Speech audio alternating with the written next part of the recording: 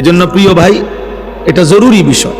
নওজোয়ান ভাই, বয়স্ক বাবা, প্রত্যেকেই কমপক্ষে নিজেকে ভুলে যাওয়া, এর চাইতে বড় দুর্ভাগ্য আর কিছু হইতে পারে।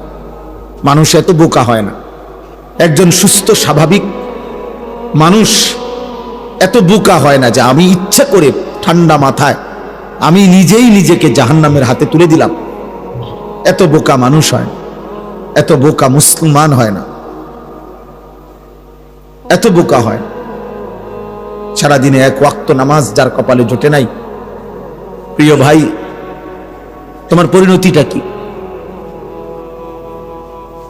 365 দিনে, খোদার এক বছরে কোনদিন যে ফজরের নামাজ জানেও না, আহা, শেষ পর্যন্ত তোমার গন্তব্য কোথায় হবে?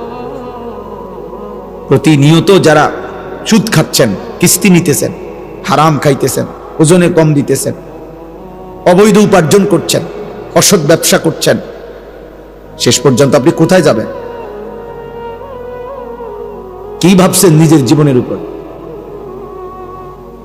ইন্নাল ফুজুরা ইয়াহদি ইলান নার, নবী সাল্লাল্লাহু আলাইহি ওয়াসাল্লাম বলে, সমস্ত গুনাহ প্রতিনিয়ত মানুষকে জাহান্নামের দিকে টেনে নিয়ে যাচ্ছে।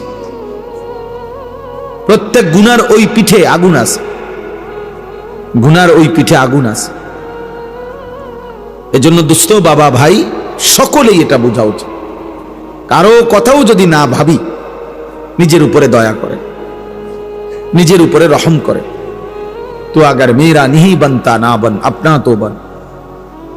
তুমি যদি আমার কোনো উপকারে না আসো, এই দেশ, এই পরিবার, এই জাতি, এই সমাজ, এই রাষ্ট্র